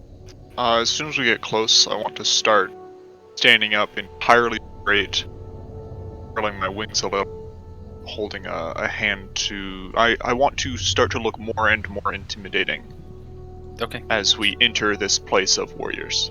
You try to present yourself. A couple of people look over and give you like side-eye glances, mostly because you are a bright, shining dragonborn that they have never seen before. You can Less see because one- of my scary fangs. Yes, you can see there are like two kids who look over and are terrified but also in awe of you as you walk past with these giant wings. None of the warriors really seem to pay you much attention or are scared by you. And I do- Same thing. You can see there's like a group of like teenagers almost, like 11, 12 years old that look over and are like looking more at your shiny armor and potentially at your coin purse.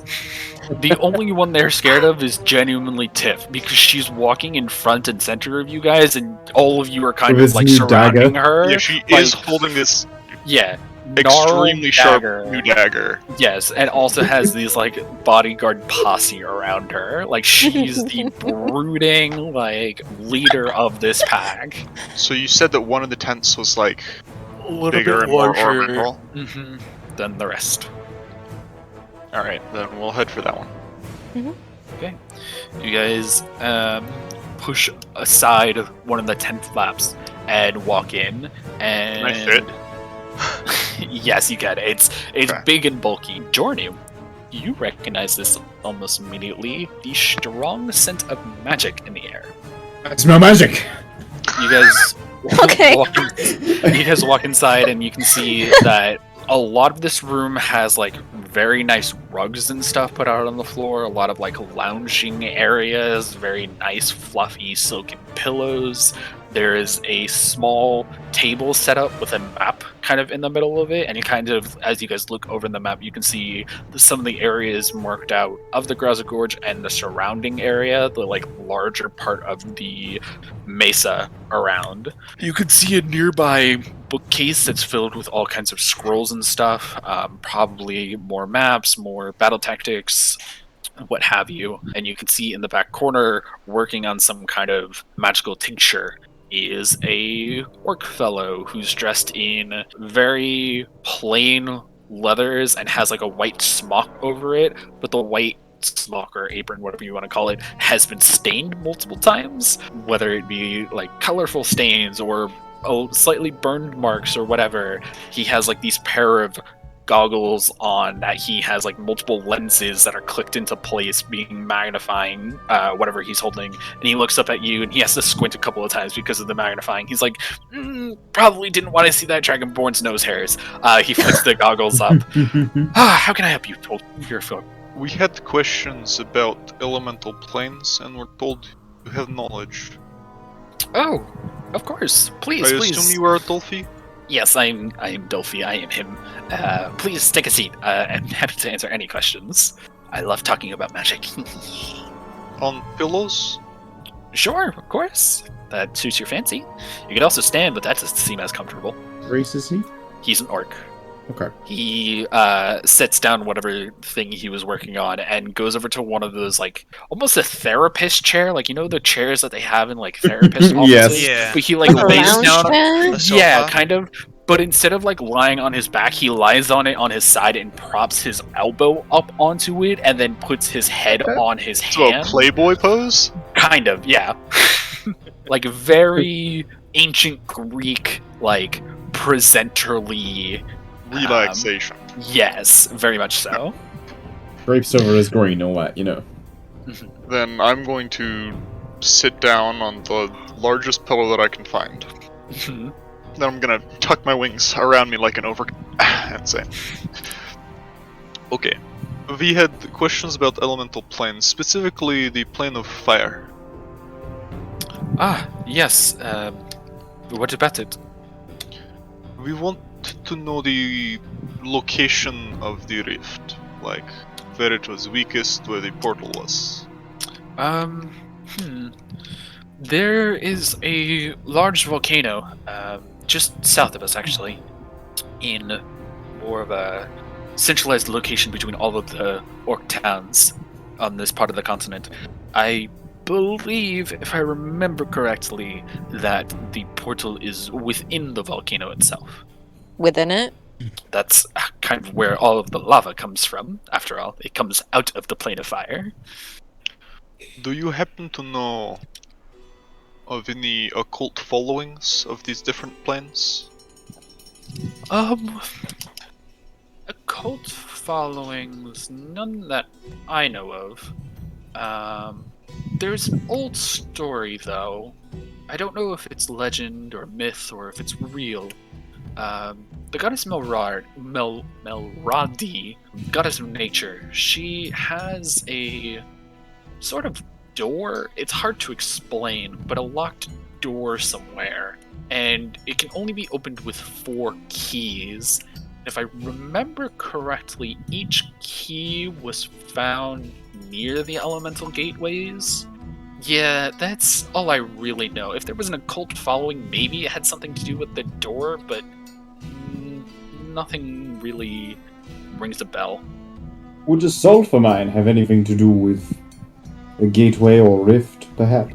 Sulfur, I mean, there's sulfur occasionally found near lava, so maybe sulfur around fire elemental gateway, but no, nothing that, I don't know, nothing that really makes me think, oh, sulfur, that must mean, plane of fire or primal aspect of heat.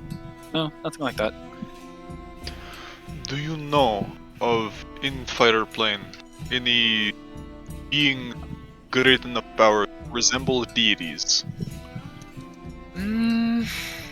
I mean, there are a few dragons that could come up from the plane of fire, but deity-like power? Nothing that we've seen, nothing that we've recorded for centuries. I'd be interested if you learn more about such a deity power. Please let me know more. I will keep in mind. These specific dragons or just Uh, run of the mill? Run of the mill. I have never seen one, fortunately, but I have heard that a lot of my orcish ancestors had to fend off red dragons back in their day to secure some of these lands around the same time as the Frost Giant Wars, which made fighting that war on 2 fronts not fun. I can show you that. But no, nothing, no specific dragon comes to mind. Nothing terrorizing our lands or anything like that. Very well. I'm gonna go as Frost Giant. Not many, 316 years ago. so not particularly recent. No, it's been some time. Okay, I believe that was all of my questions. Companions? Yeah, I've got nothing. Out of curiosity, Hmm. and again, I'm going to take the journal, Celeste journal, I'm going to open the page where the script is. I'm going to ask him, can you read this language? He looks it over for a moment. No, doesn't seem to be in an alphabet I understand. Alright, no worries. Kind of off-topic question, actually. What is the fights around here? Is that something that anyone can get involved with? Yes, he kind of points back in the direction of where you guys came from, the line that you saw. There's a tournament starting up soon. There's a couple of different fights that you could sign up for. A lot of people are just signing up for 1-on-1 fights or 2-on-2 fights. There is a much larger prize, however, for a total 7-on-7 fight. I think there's only been one other group that has signed up for that one yet. Don't know if you would all I think be I know interested. what group. Would a group of 6 be able to join? Would they get a bigger reward if they won? He shakes his head. Probably not, but it is tradition that it's usually a group of 7. You could certainly try signing up, but you would be at a significant disadvantage, or you could try to find someone to bring along on your team. A follow-up Sure. question. Are children allowed to join the... Children? Like as in, how young are we talking? 16, 17 years old? I'm sure we could 9. let a few things... More on the side of 9 to 11. 9? You want to bring a child into the fight with you? They're pretty Believe handy me, this. this child is stronger than me. I will have to ask my father. I don't know that we will allow that. Okay, thank you for the information. Of We course. might look into that. How Feel free. how long do we have until sign-ups are closed? The tournament starts in 4 days, so I would recommend sometime before then. That Okay. is manageable. Yep. Great. We'll think about it. Once more, thank you for your time. Of course. Alright, I'm gonna head out. Scene. Alright. Yeah. Wait. Is there anything shiny in here?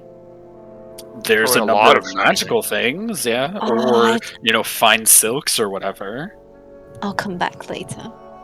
Okay, well, companions, I think that before going to mine, we probably want to wake up our friends that we're sleeping in. Yeah, it's probably a good idea. Should we head back to tavern? Yeah. I'll head back over. You guys head back over to the tavern, and you manage to wake up your friends. It's about early afternoon now, probably pushing 12:30, 1 o'clock ish. You guys are able to grab your friends, grab some rations for the road, because again, it'll be about half a day to a day's journey, depending on how fast you guys travel. Can I head back down to the smithy? Sure. You find Kuruk there, working away again, still trying to finish up that horseshoe. He looks Still up at working you. on the horseshoe. Unfortunately, there was a tiny crack in it that appeared and snapped the entire thing in half. Had That to does- basically remold it. Depending on the heat of your flame, those cracks become less consistent. Yeah, unfortunately, there was a certain dragonborn who stopped me in the middle of my process yesterday, and I couldn't see said cracks. Sounds like a bit of a not nice man. I don't know, he paid me well. Do you have raw materials? I'm interested in making more pieces, but do you have them or do you have supplier? I don't have on hand right now, but I could get in contact with the supplier, yes. Do you happen to forge weapons or just the utilitarian requirements of the city? Mostly just utilitarian stuff. I do the occasional machete from time to time if people plan on going out into the wilderness. It is quite overgrown, so machete is useful for getting through some of the rougher brush. But no, just stick to horseshoes, nails, that sort of stuff. Do you have a recommendation on local metal that would be easy but weapon? I could just ask for, steel, but I was curious if there was anything special. Not really. Well, I say that. We import a little bit of meteoric iron. Ooh. Has Ildraak's eyes glint. some fun properties to experiment with. I would be very careful when forging with it. Some meteors have pockets of ice within them, so when forging the actual metal, your metal kind of pops, for lack of a better term. Can be quite exciting, but very scary the first time you're forging with it. So be careful. Could see that being a problem. Can also introduce a lot of cracks if you are not skilled. However, I did see you work that metal the other day very finely, so I believe that you will do well to forge that metal correctly. As How far as expensive would it be to source a decent supply? I can usually find it for about 5 to 10 gold an ingot, and for your sort of craft, you would know that you can probably make a dagger out of an ingot, a short sword out of 2, a long sword out of 3. Okay. What about, say, a greatsword? Probably closer to 3.5, 4. 4. Emma? Could you arrange for a purchase of 4 ingots? I could pay in advance. Very, very expensive tastes, I see. Yes, I can arrange that for you. Very well. How much would that run me? Give me 30 gold, and I promise I will pay you back whatever I don't use. Easy enough. I hand him over 30 gold in a small pouch. I appreciate doing business with a fellow smith. I hope to see you Always. again. It is better to support your own craft. I'll drink to that. And he kind of like raises up his hammer in salute almost. I will come back in perhaps a couple days. I will find a way to get the iron for you by then. Thank you. You are most kind. To you too. Alright, I'm gonna head back to the tavern. Is that Water Genasi still at the bar? She is, yeah. I will walk over. I will say hello. Hello? Hello. Is it still early enough for tea? I can arrange something like that for you. And she goes to get like a small platter and stuff. Also, I never caught your name. Kalia. Kalia? Tiff's gonna hang around the bar. She's not gonna really sit anywhere else. Is it busy in here? No, not really. No. There's like one or two other people at the bar, but no, pretty slow right now. So, Kalia, how long have you been working here? Like, what made you? What made Me you and the choose captain this? have been here for probably the better part of 5 years. I'm sure he told you all the story last night. Came here after our ship crashed. We kind of got stranded on shore, walked around, and the Gorazo Gorge was the first settlement that we found. We kind of just set up shop here. Managed to go back and forth over a couple of weeks, hired a couple of hands to salvage our ship parts, and she kind of points around the tavern, and you can see like the supports are the mast or anchors that are pinned up to the wall. The hands we hired helped us bring portions of our ship inland, and we created the rusty anchor. I felt bad for the captain. He always felt as if the death of the crew was on his hands, but really it was some late night drinking and a storm that we didn't see, and inebriated hands on deck led to ruin. So I wanted to stay with him and help him work through his grief. But I still feel bad, obviously. That's quite understandable. It's very kind of you to stick around. It takes someone to do that. Well, I couldn't also leave the old bugger alone to run a business himself. He doesn't know how to handle coin very well, just knows how to get it, not how to invest it. That was sort of my job on his ship. I see. Well, She readies the small tea plate and pushes it your way across the counter. Is there anything else I can get you? I feel like we're gonna be in town for probably the next week or so.